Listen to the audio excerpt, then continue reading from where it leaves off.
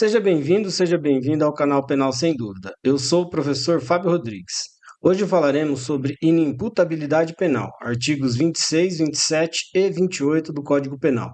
Não perde tempo, já se inscreve, curte, aciona o sininho e compartilha. Já vamos começar. Para começar a falar sobre inimputabilidade penal, temos que entender o que é a imputabilidade penal. A imputabilidade é a capacidade de o agente entender o que ele está fazendo, para que assim seja possível impor-lhe uma pena, para que o crime seja considerado culpável. A imputabilidade é a parte integrante da culpabilidade, que, como já vimos, é parte do conceito de crime. Dessa forma, entendemos que, ao tempo do crime, se o agente não era capaz de entender o que ele estava fazendo, então ele é inimputável ou semi-imputável. Pois bem, como verificar se o agente é imputável ou não? Se ao tempo do crime for comprovada uma anormalidade psíquica permanente ou transitória, ele será considerado inimputável ou semi-imputável. Semi-imputável é aquele agente que tinha capacidade de entendimento relativa. Ele tinha problemas graves, mas nada que tirasse totalmente sua capacidade de entendimento dos fatos. Ainda temos a inimputabilidade presumida, que é a inimputabilidade do menor de 18 anos, por critério puramente biológico. Presume-se assim que o menor de 18 anos não tem desenvolvimento mental e psicológico suficiente para entender o cometimento de uma infração penal. Vamos ao artigo 26, que trata da inimputabilidade. Mas antes, não esquece de curtir, de se inscrever e compartilhar. Ajuda a divulgar esse trabalho que é feito com muito carinho para vocês. Inimputáveis. Artigo 26. É isento de pena o agente que, por doença mental ou desenvolvimento mental incompleto ou retardado, era, ao tempo da ação ou omissão, inteiramente incapaz de entender o caráter ilícito do fato ou de determinar-se de acordo com esse entendimento. Parágrafo único. A pena pode ser reduzida de 1 a 2/3 se o agente, em virtude de perturbação de saúde mental ou por desenvolvimento mental incompleto ou retardado, não era inteiramente capaz de entender o caráter ilícito do fato ou de determinar-se de acordo com esse entendimento. O artigo 26 do Código Penal traz a figura do inimputável por doença mental. Quando se fala em doença mental, não existe uma lista específica de doenças mentais. Qualquer doença considerada pela medicina em geral como incapacitante mental, orgânica ou funcional que torna o agente incapaz para o direito penal, claro que comprovadamente por perícia médica, quando necessária. O inimputável por doença não é penalizado, não é sujeito a pena, ele é sujeito a medida de segurança. A medida de segurança é um tratamento compulsório afastado da sociedade. O agente é internado em hospital de custódia e tratamento psiquiátrico ou outro estabelecimento equivalente. O prazo mínimo da internação é de 1 a 3 anos. Contudo, caso não seja constatada por perícia médica a cessação da periculosidade, o agente permanecerá internado por tempo indeterminado, conforme determina o artigo 96 do Código Penal. A inimputabilidade deve ser completa. O agente deve ser inteiramente incapaz de entender o caráter ilícito do fato. O artigo 97 do Código Penal ainda dá ao juiz a possibilidade de substituir a medida de segurança por tratamento ambulatorial, no caso do crime ser penalizado com detenção. O parágrafo único do artigo 26 trata do caso do agente que tem a capacidade mental reduzida por doença mental ou desenvolvimento mental incompleto, ou seja, relativamente incapaz. Neste caso, o agente é apenado, porém a pena é reduzida de 1 a 2/3. Esta norma abrange os indígenas, que à época da criação da norma eram considerados menos evoluídos. Porém, hoje a jurisprudência analisa o caso concreto. Se o índio for integrado à sociedade, ele receberá a pena normal para o crime. Os casos em que o agente é surdo-mudo também são analisados no caso concreto. Não tem imputabilidade presumida. Falaremos agora dos menores de 18 anos. Mas não se esquece de se inscrever, curtir, acionar o sininho e compartilhar. Vamos ao artigo 27 do Código Penal para a gente poder depois analisar o que ele quer dizer. Artigo 27. Os menores de 18 anos são penalmente inimputáveis, ficando sujeitos às normas estabelecidas na legislação especial. Nos termos do artigo 27 do Código Penal e do artigo 228 da Constituição de 1988, são penalmente inimputáveis os menores de 18 anos. Como já disse, o critério para essa determinação é puramente biológico. Entende-se que a pessoa menor de 18 anos não tem desenvolvimento mental e psicológico suficientes para entender o ato criminoso. Alguns autores defendem que a menoridade penal não pode ser reduzida por emenda constitucional, por se tratar de direito individual. E os direitos individuais são cláusulas pétreas. Contudo, existem autores que defendem que a menoridade penal pode ser diminuída por emenda constitucional, porque o artigo 228 não está no título 2 da Constituição Federal de 1988, que trata dos direitos individuais. A emancipação civil, aos 16 anos, não altera em nada a imputabilidade penal do menor de 18 anos. É incoerente, né? Porém, é o que diz a legislação e deve ser seguida. O maior de 16 anos pode votar e, ser emancipado, pode exercer direitos civis de maiores de 18 anos. Contudo, não pode ser preso. Temos ainda que entre 18 e 21 anos, a maioridade é considerada tecnicamente relativa, porque o menor de 21 anos tem direito à atenuante genérica na dosimetria da pena. E ainda a prescrição dos crimes cometidos por menor de 21 anos e maior de 18 é reduzida pela metade.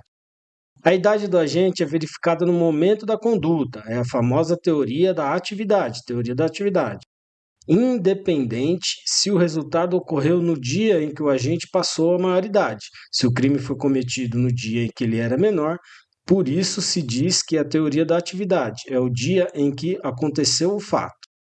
Contudo, nos crimes permanentes, por exemplo, extorsão mediante sequestro, se o agente completa a maioridade durante a execução do crime, será imputável. Vai responder já como maior de idade. Nos casos de crime continuado, haverá imputação apenas para os crimes cometidos após a maioridade. O menor de idade que comete um crime responde de acordo com a legislação especial. Legislação especial, nesse caso, é o Estatuto da Criança e do Adolescente. Vamos conhecer alguns artigos do ECA para a gente entender melhor. Mas não esquece de se inscrever, curtir, acionar o sininho e compartilhar. Vamos lá. Lei 8.069 de 90 dispõe sobre o Estatuto da Criança e do Adolescente, entre outros, nos seguintes termos. O artigo 2º diz: considera-se criança, para os efeitos desta lei, a pessoa até 12 anos de idade incompletos, então criança é até 12 anos de idade incompletos, e adolescente aquela entre 12 anos e 18 anos de idade. Adolescente é de 12 anos a 18 anos de idade. O artigo 103 diz o seguinte: considera-se ato infracional a conduta descrita como crime ou contravenção penal. São penalmente inimputáveis os menores de 18 anos sujeitos às medidas previstas nessa lei, como está no Código Penal. E o parágrafo único diz: para os efeitos desta lei, deve ser considerada a idade do adolescente a data do fato. Mais uma vez lembrando, teoria da atividade, a data do fato, a hora e o dia em que aconteceu o fato, independente do momento do resultado. O artigo 105, ele diz que ao ato infracional praticado por criança corresponderão as medidas previstas no artigo 101. Quando uma criança comete um crime, pessoa menor de 12 anos, um ato infracional no caso, ela não é internada, ela é entregue aos pais, se tiver, e em último caso, quando não tem família, pode ser encaminhada a um orfanato, entre outras medidas previstas no artigo 101 do ECA. Já no caso do adolescente, maior de 12 anos, menor de 18, ao cometer ato infracional, ele é apreendido e internado. Aqui em São Paulo se diz Fundação Casa, onde os menores infratores são internados. E tem outras medidas também, dependendo da infração, O adolescente, ele é apreendido, ele não é preso. Vamos agora às questões que não excluem a imputabilidade penal. Vamos lá. Emoção e paixão. O artigo 28 diz o seguinte: não excluem a imputabilidade penal, inciso 1, a emoção ou paixão. A emoção ou paixão não excluem a imputabilidade penal, ou seja, o indivíduo não pode se apoiar na raiva, na alegria ou medo para cometer um crime, e esperar não ser punido por esses motivos de emoção. Ou, no caso de paixão, amor, ciúme, etc. Ele será punido da mesma forma. Nos casos de lesão corporal e homicídio privilegiados, que estudaremos oportunamente, o que reduz ou atenua a pena é a violenta emoção provocada injustamente pela vítima. Não é emoção e paixão. Emoção e paixão não atenuam a pena de nenhuma forma. Outra questão que não reduz a pena e nem exclui a imputabilidade está no inciso 2 do artigo 28. É a embriaguez voluntária ou culposa pelo álcool ou substância de efeitos análogos.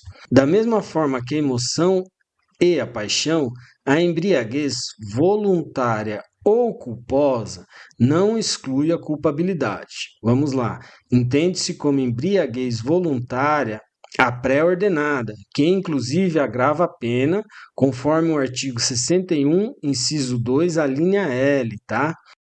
Então, a embriaguez voluntária e pré-ordenada, ela agrava a pena, ela não atenua.